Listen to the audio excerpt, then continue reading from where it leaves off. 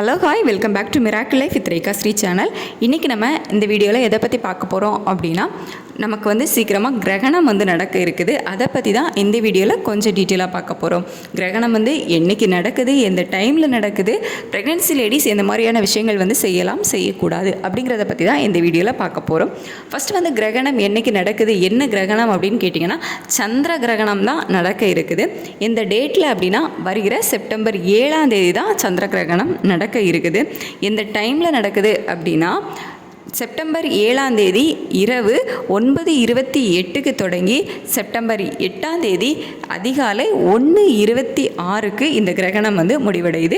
அதாவது செப்டம்பர் 7ஆம் தேதி நைட்டு ஸ்டார்ட் ஆகுது. 9:28 9:30 டைமில் ஸ்டார்ட் ஆகி அதுக்கடுத்த நாள் விடிய காலம் தான் நம்ம சொல்லுவோம். அதுக்கடுத்து அந்த விடிய காலை 1:26க்கு இந்த கிரகணம் முடியுது. நமக்கு இந்தியாவில் தெரியுமா அப்படின்னு கேட்டிங்கன்னா, ஆமாம், இந்தியாவில் இந்த சந்திர கிரகணம் தெரியும், நம்மளால் பார்க்க முடியும். அதாவது தமிழ்நாட்டிலையும் இந்த கிரகணம் தெரியும். ப்ரெக்னென்ட் லேடிஸ்க்கு தான் முக்கியமாக இதில் நிறைய ரெஸ்ட்ரிக்ஷன்ஸ் இருக்கும். இந்த மாதிரியான விஷயங்கள் செய்யலாம் செய்யக்கூடாது அப்படின்னு சொல்லிட்டு. ஸோ அதை பற்றி தான் பார்க்க போகிறோம். நமக்கு சந்திர கிரகணம் நைட்டு தான் நடக்குது. அதாவது நைட்டு 9:30க்கு மேலே தான் கிரகணம் நடக்குது. அப்படிங்கிறதுனால மேக்ஸிமம் அந்த டைமில் நமக்கு ப்ரெக்னெண்ட்டாக இருக்கும்போது வெளியே போகணும் அப்படிங்கிற அவசியம்லாம் இருக்காது. மேக்ஸிமம் வீட்டில் ரெஸ்ட் எடுக்கிற டைமாக தான் இந்த நேரங்கள் இருக்கும். ஸோ ப்ரெக்னென்ட் லேடிஸ் இந்த சந்திர கிரகணத்தை பார்க்கலாமா அப்படின்னு கேட்டிங்கன்னா வேண்டாம். அதாவது சந்திர கிரகணத்தை நீங்கள் வெளியே போய் பார்க்குறத அவாய்ட் பண்ணுறது நல்லது. ஏன்னா கிரகணம் நடக்கிற நேரத்தில் அந்த கதிர்வீச்சுக்களுக்கு கொஞ்சம் அபாயகரமானதாக இருக்கும் அப்படின்னு சொல்லுவாங்க. ஸோ அந்த கதிர்வீச்சுக்கள் நம்ம வயிற்றில் படும்போது நம்ம குழந்தைக்கு ஏதாச்சும் பாதிப்பு வரலாம். அப்படிங்கிறதுனால கிரகணங்களை பார்க்கக்கூடாது ப்ரெக்னெண்ட்டாக இருக்கவங்க, கர்ப்பமாக இருக்கிறவங்க அப்படின்னு சொல்லுவாங்க. ஸோ நீங்கள் கர்ப்பமாக இருக்கிறீங்க அப்படின்னா இந்த கிரகணத்தை வெளியே போய் நிலாவை பார்க்கணும் அப்படிங்கிற ஆசையில் அன்றைக்கி ஒரு நாளும், அதாவது செப்டம்பர் 7ஆம் தேதி வெளியே போய் நிலாவை பார்க்குறத அவாய்ட் பண்ணிக்கிறது நல்லது. இரவு நேரத்தில் தான் கிரகணம் நடக்குது அப்படிங்கிறதுனால நைட் டைம் இந்த கர்ப்பமாக இருக்கிறவங்க மேக்ஸிமம் வெளியே போகணும் அப்படிங்கிற அவசியம் இருக்காது. அதாவது டாக்டரை பார்க்க போகணும் அப்படிங்கிற மாதிரி எந்த ஒரு அவசியமும் இருக்காது. சப்போஸ் உங்களுக்கு டெலிவரி பெயின் இருக்குது அப்படின்னா நீங்கள் சேஃபாக போய்க்கலாம். அது பிரச்சனை இல்லை. டெலிவரி பெயின் வந்துடுச்சு, கிரகணம் நடக்குது, அதனால நான் போக மாட்டேன் அப்படின்னு சொல்லிட்டு மட்டும் இருந்துடாதீங்க. டெலிவரி பெயினாக இருந்துச்சு, ஏதாவது எமர்ஜென்சியாக இருந்துச்சு அப்படின்னா கண்டிப்பாக போய் டாக்டரை பார்க்கலாம், தப்பில்லை.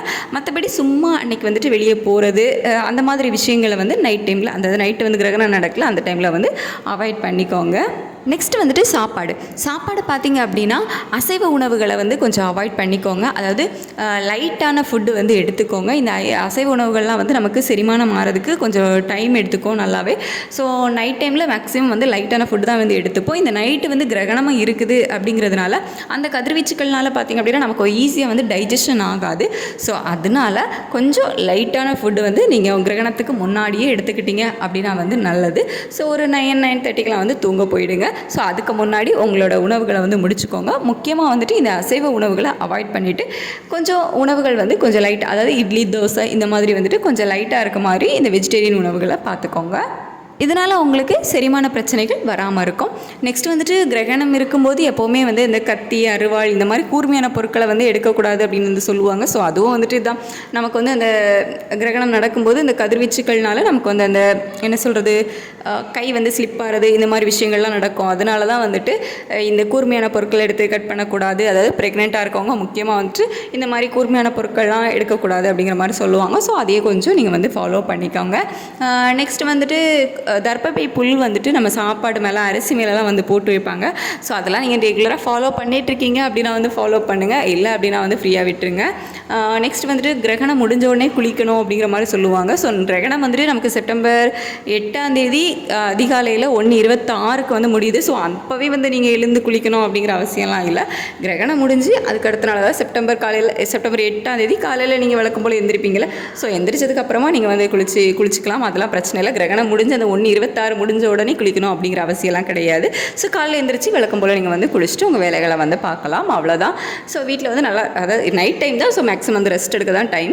ஸோ அந்த டைம் வேணும்னே நிலாவை பார்க்க போனோம் அந்த மாதிரி போகாதீங்க. ஸோ அந்த கதிர்வீச்சுகள் நம்ம வயிற்றில் படும்போது குழந்தைக்கு ஏதாவது ஒரு வேளை, ஸோ எல்லாருக்கும் வரோம் அப்படிங்கிறது இல்லை, சில டைமில் ஏதாவது ஆபத்துக்கள் வரலாம். அப்படிங்கிறதுனால தான் இந்த கிரகண டைமில் வெளியே போகக்கூடாது அப்படிங்கிற மாதிரி சொல்கிறது. ஸோ டைஜஷனும் அந்த டைமில் ரொம்ப ஆகாது அப்படிங்கிற அப்படிங்கிறதுனால தான் கொஞ்சம் லைட்டாக வந்து ஃபுட் எடுத்துக்கணும் அப்படிங்கிற மாதிரி வந்து சொல்கிறது. ஸோ வேறு ஒன்றும் இல்லை. சந்திர கிரகணம் வந்துட்டு 7ஆம் தேதி தான் இருக்குது. இன்னும் 3 நாள் டைம் இருக்குது. ஸோ பார்த்துக்கோங்க, கொஞ்சம் கேர்ஃபுல்லாக கவனமாக வந்து இருந்துக்கோங்க. இந்த வீடியோ உங்களுக்கு யூஸ்ஃபுல்லாக இருந்திருக்கும் அப்படின்னு நினைக்கிறேன். ஏதாச்சும் உங்களுக்கு டவுட் இருந்துச்சு அப்படின்னா கீழே கமெண்ட் செக்ஷனில் கமெண்ட் பண்ணுங்கள், நான் ரிப்ளை பண்ணுறேன். பர்சனலாக என்கிட்ட ஏதாவது பேசணும் அப்படின்னா மெயில் ஐடிக்கு மெயில் பண்ணுங்கள். இந்த வீடியோவில் நேரம் பொறுமையாக பார்த்ததுக்கு தேங்க்யூ ஸோ மச்.